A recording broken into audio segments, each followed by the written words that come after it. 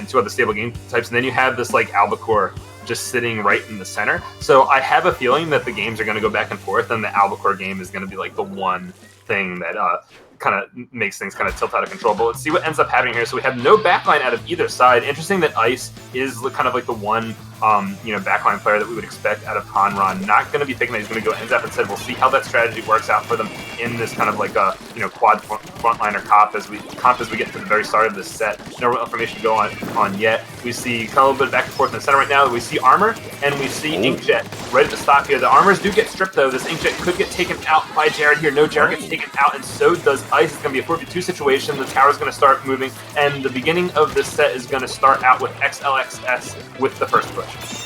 It's all French moving on forward as they're starting to take control of the plat here in the yellow side. Ant coming on with the squeezer is able to kind of get a little bit more ink there, but Zekin rotated back around on the other side. Only 1 down right now. Never mind, make it a 2 down for XLSX. That's going to be the end of the push as Ice cleans up 1. But we mentioned this at the beginning of the set, or you mentioned this, I should say, the no backline comp coming out of Hanran. Not exactly surprising from Hanran. Surprising from Ice, not necessarily surprising from Hanran. This is the Hanran style. They are all aggressive. They are all in your face. They are all going to just kind of surround you and completely choke you out with their forward aggression. We'll see if they can do that here as they start to come up with a push of their own, and they're nearing the first checkpoint. Now you start to see one of those players already moving up super far while a tower is approaching this first checkpoint. Going to be cleared with very much plenty of ease, as we already see Ant positioning for this. The ink armor was able to be used to push forward. Again, XLSX, actually, where are you right now? 2 down situation for them, and this is probably going to be the second checkpoint here very quickly. Honestly, I would like to see Hanran start to move forward to continue, getting a little bit of momentum. Nice shot from Caricio, but it's not going to be enough to really stop this push. Might be enough to stall it for a little bit, but the tower is still approaching the end of this game. The squeezer play out of Ant has been really brutal so far. It seems like every time we see bubbles on the map, they're getting some kind of pick, they're pushing objective in some kind of significant way, playing all the roles at the same time as Ant. Right now, he is getting jumped at by multiple people. He does get out of there, so that's going to be really huge. Look how close he is to another bubble. If these bubbles keep being as influential to the game as they have been so far, him getting out of there and preserving his special meter right now is going to be huge in keeping this momentum. We see 4v4 situation. Finally, someone on Hanran gets taken out, so it's a 4v3 situation. But Ant, once again, with the bubbles, gets a pick, I believe? Yes, and now Jared gets 1 as well. He gets 2, gets taken out by the Bamboo, but the Bamboo is the lone member alone on the map, and he gets taken out by poking his head out, and this is another push for Hanran. This is a lot of aggression. The aggression from Hanran, approaching you from the angles you're not comfortable being approached from. Moving on forward to continue, taking care of business here in this set. You'll notice some of them tend to shark a little bit more. Some of them are unpredictable in where they're approaching from, and it's exactly what's going to net them at the end of this. Ice is forced to step back as was super weak, but is now going to be able to jump back on the tower. Suction Bomb is going to go ahead and explode, but not going to connect with anyone. Ink Armor is out right now for XLSX. It's 2 down on both sides, but actually that is nearly the complete wipe on XLSX. Crazy, last one up. Ant's going to try to aggress here, but it's actually just going to jump on out. Smart play by Ant. Down to 23 yet again for Hanran, and XLSX has not had a really firm footing on this match since the very beginning.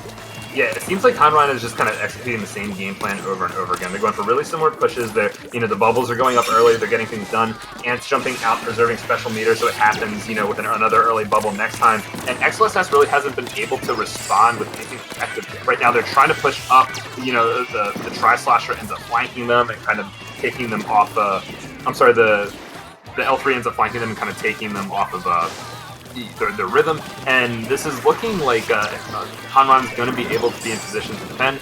I'm assuming the bubbles are about to come out right now. Let's see if these bubbles are enough to stop the push. The first 2 bubbles explode, doesn't get a pick from it, but no one really seems to be in position from XLSX to do much about it. An armored person comes to challenge Ant right now, and now it's actually a 3 down situation. Members of Hanran just respawning now. This is looking pretty good for XLSX. They were able to kind of dodge all those specials, avoid getting taken out right now. They get past this next checkpoint, they're going to be in a good position as they are just kind of playing objective right now. They're actually not on the tower. They're prioritizing gaining control of the area, which I think is a pretty good call, but as another person gets taken out, they may not have the manpower to keep this push going afterwards. Right now, an armor goes down, more bombs on tower, everything just being delayed. This is basically the make or break of the game right now. This Shooter is forced to push forward to get away from that Booyah Bomb. He ends up getting taken out, and I think this is a pretty solid defense right now from Hanran. I'd be surprised if the 2 people alive after all that on XLSX are actually able to put something together as we lead into the last few seconds of this game.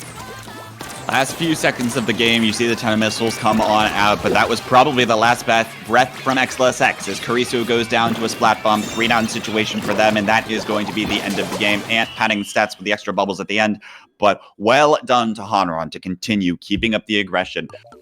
You were right in that make or break push, right? Saying that XLSX needs to prioritize map control, needs to prioritize getting the picks onto their opponent.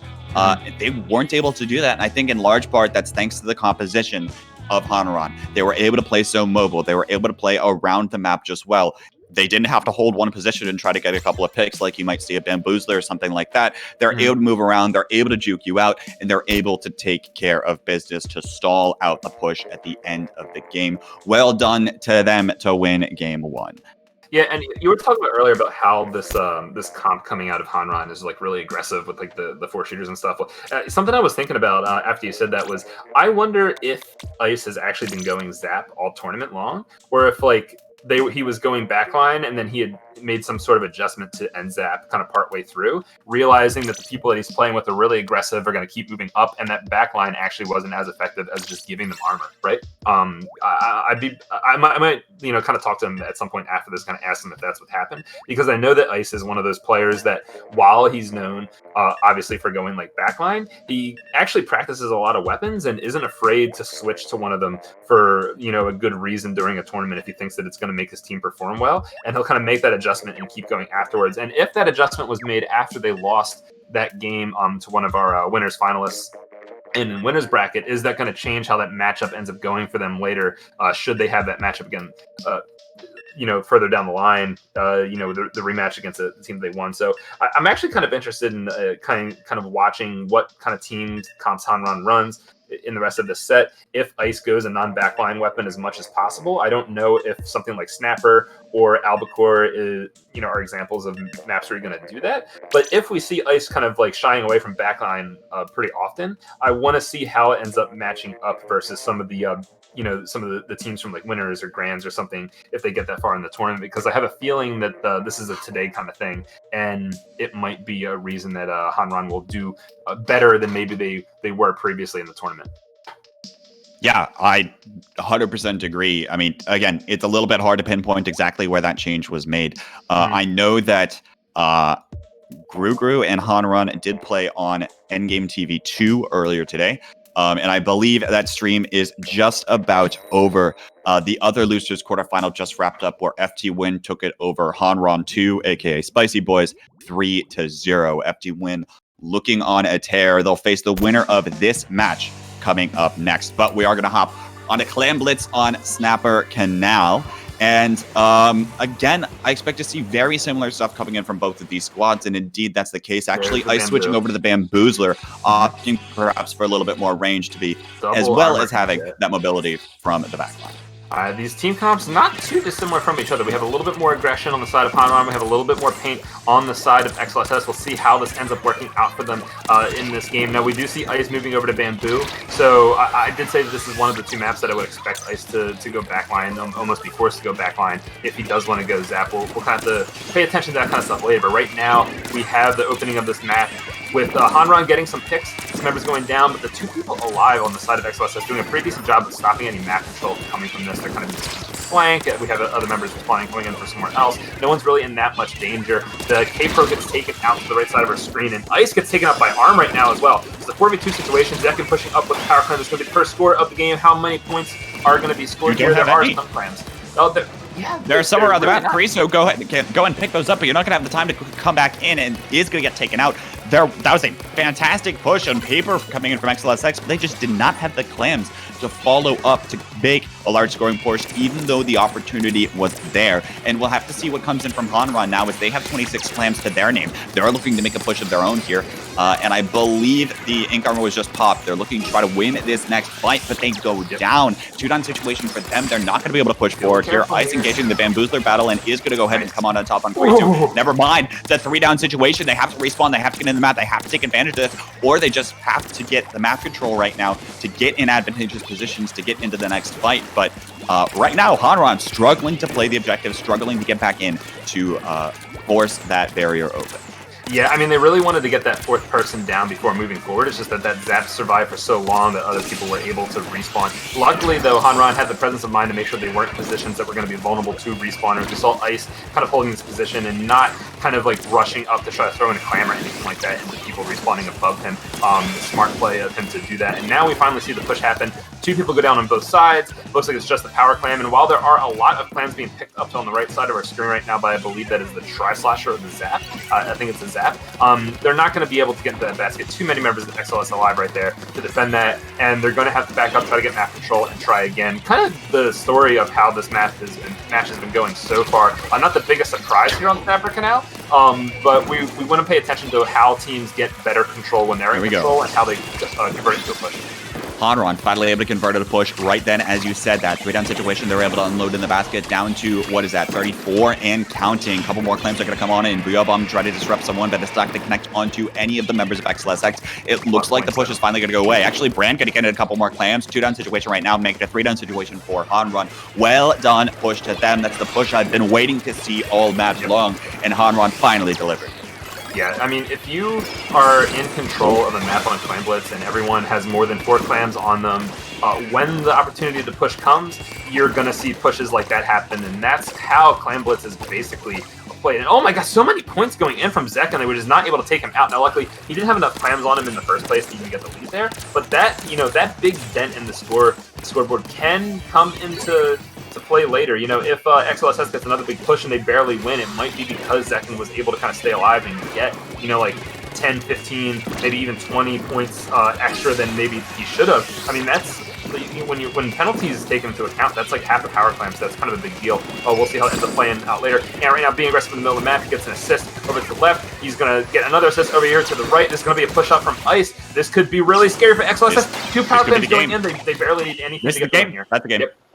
Well done by Hanran to capitalize there. It's almost like they heard me, right? Neither one of those two teams were pushing with clams at the beginning of that match, but then Hanran actually did deliver. That's eventually what netted them the overall goal there in the overall game win. They go up 2-0 in the set. They are on match point.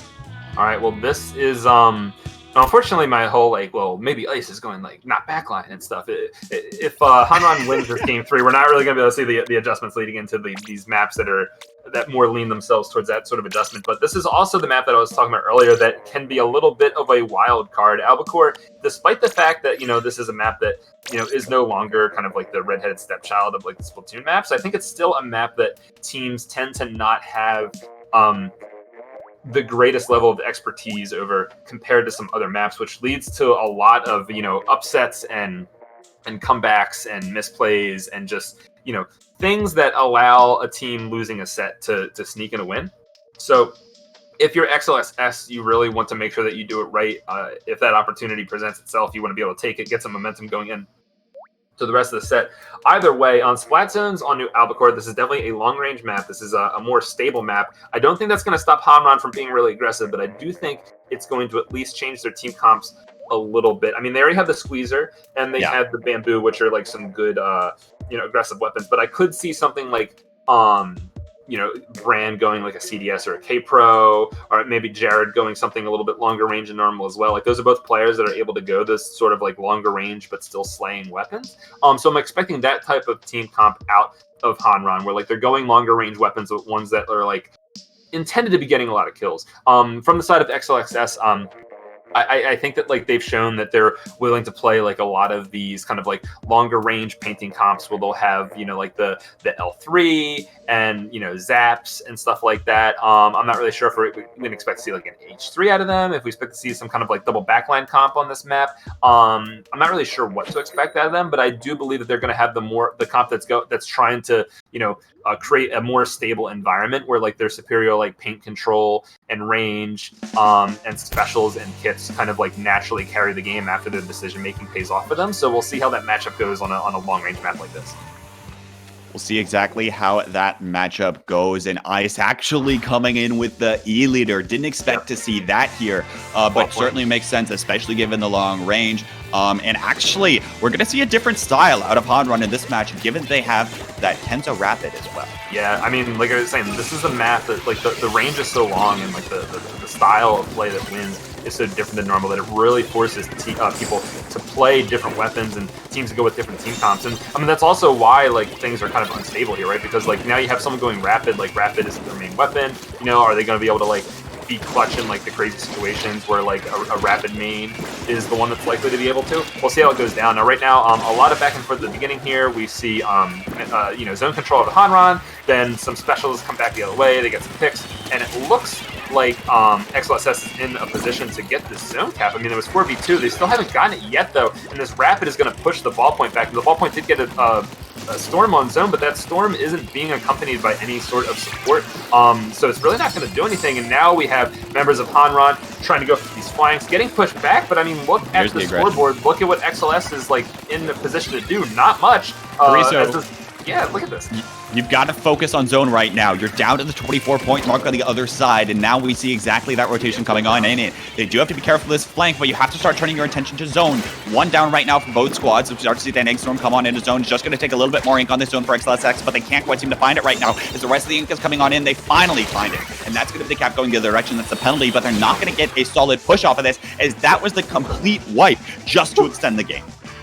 Yeah, I mean, this is looking really brutal for XLSX. Hanran is just outplaying them here. They are just so brutal. Every single time they get any kind of opportunity, they get these like super aggressive positions that take XLSX's like, you know, desire for stability and desire for paint control and just throw it out the window. You know, once again, we see the ball point with Storm actually not going to throw it, throwing at the flank. I don't agree with that. If you don't get zone right now, this is a big deal. You had people in zone in position to paint, and they needed that InkStorm. Now you just have Zekken kind of like trying to do this solo by himself. There's a lot of people just getting flustered and distracted by this aggression coming out of Hanran, and I just, even if like somehow a penalty happens right here in this 2-2 situation, like I don't see XLSX winning this game with the way that they're playing here with their back against the wall.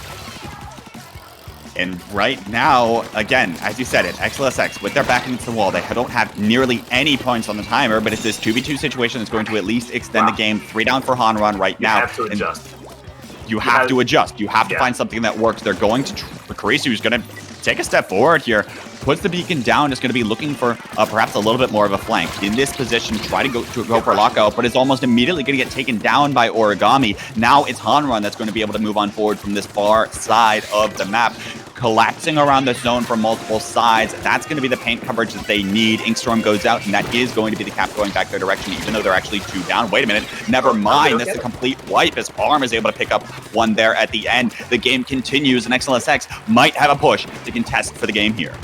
Yeah, I mean, that defense right there might actually swing the game back. I mean, the domination out of Hanran leading up to this was great, but that failure to get a zone penalty right there might be their undoing. Only 2 seconds left, but look, only Arm is alive right now. He's trying desperately to hold zone. A bomb's going to go off, Armor's going to go off. Yeah, so this is going to be Hanran getting back into control. I mean, I was going to say, like, look at how easy it was for Hanran to get back map control compared to what XLSX has been having to do. They kind of like fumbled right there and actually getting the zone cap, but then they just respawned and did it again. In comparison, again, to how XLSX has been able to kind of like play objective here, it seems like they need to just like, you know, go for like this like all-in suicide push in order to actually make something happen. Where Hanran, they just kind of like go through the motions, just be aggressive, cover for each other, and it just works. Now, once again, Hanran is going to go down right now, and XLSX is going to get some kind of map control, but you know, what are they going to be able to do with it? A minute left in the game. Really what happens in this next hold probably is going to determine the outcome of the game, as members of Hanran are respawning, and Shocksage is trying to get this pick. The burst bomb unfortunately gets taken, gets popped by that little fence there. That would have been a very clutch kill on the baller user, but instead he has it just Shark here. Will he get this pick? No, he's being called out. This is looking really dicey. Looking very dicey right now. XLSX has to hold on to this for right now. 25 seconds left, but they have to pay attention to the zone, as that zone was quickly flipping green, but able to hold on to it right now. 2-down situation for this side of Hanran. Make it a 3-down. The second comes up with one on Brand. That's going to be the wipe. That's going to be the game. XLSX staying in this set. That's the knockout. Wow. And we're going to a game 4. Wow, I'm completely surprised by the outcome of that game. I mean, leading into the last minute, if I was like, yeah, place your bets who's going to win this, I'm sure everyone would have put it on Hanran. But I mean, they definitely adjusted towards the end of that game, XLSX, right? Like we talked about how like they were kind of like getting distracted. They were playing like a little bit nervous. It seemed like they were kind of panicking. They definitely found their centers. They started playing properly, and with that one fumble out of Hanran where they didn't get the penalty, that tone that was set from that moment kind of continued to the end of the game, where XLSS was able to kind of have that comeback happen. The issue for them is, though, can they make wins happen for the next two games in the set? Because if they lose one more game, they're out of the tournament. Are they going to be able to translate that into the last two games here?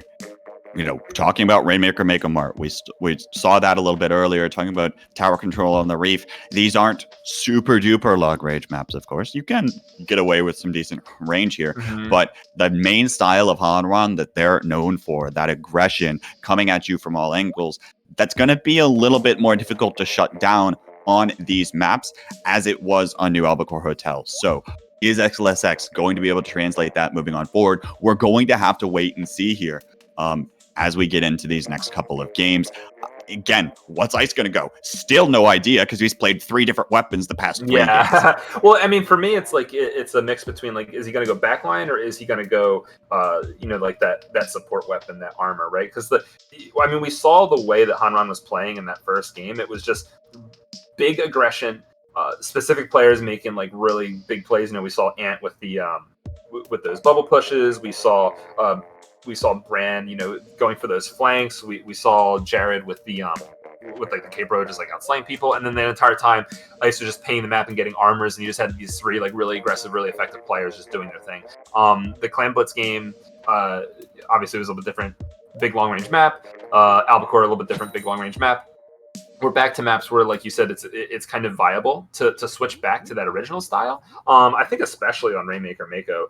The only thing is, like, you do kind of want like the Stingray or something like that to be stable. So we'll kind of see like if these team comps can adjust, and we'll see what these teams bring to the table. Okay, so no backline and no backline. Wait a minute. Yep, that's a Sploosh 7. All right. That's Kurisu on the Hammerbot here for XLSX. We'll see if that aggression can potentially match what comes out of Hanran. All short-range weapons. I mean, the longest range weapon here right now is this Squeezer, Hitzel. Yeah, which has been historically in the set played in a very aggressive manner. So we'll see how it ends up working out right now. I mean, I think that this really allows for some big, swingy, large-scoring pushes. So we see 29, a push of 29 at the very beginning of this game. I mean, the match that we watched earlier was, this big, long match where the Rainmaker barely moved beyond 60, and then this is happening at the very beginning of this one. Down to 7 right now for Hanran. The aggression continues to mount for them. It looks like we're going to see XLSX get a little bit of a breather. Wait a minute. No. Okay, never mind. Ice steps forward, but it's going to go ahead and get taken down. I think XLSX is going to let this Rainmaker reset. They might finally be able to get some control of the back, but you see that Hanran is not letting them back down, right? They're continuing to step on forward. They're continuing to maintain control of mid. They're continuing to push XLSX back. And now, when XLSX steps forward, it is going to be one going down as we start to see these skirmishes ensue. Ice is sitting there sharking, but is going to take it out. Now, Ant is going to pick up the Rainmaker, reset it. That's going to stall out the push back the other direction from XLSX, should they choose to do that. Yeah, non-stop, just going for picks, going for kills, covering each other, coming out of Hanran. Right now, though, a 3v2 situation, and the Rainmaker is in the hands of the enemy, so perhaps a little bit overextension. We'll see how it ends up working out right now, as XLSS is trying to go for this side block push that we were talking about last time we saw the map. The L3 in kind of position, but it looks like there's a flank in the middle of the map, kind of disrupting his teammates, and the Rainmaker gets stopped at 34, but 34 is still a very, large push compared to what we've seen so far, you and I, on this map and mode. So a little bit scary either way. Little bit scary, but they weren't fully able to capitalize there at the end of that.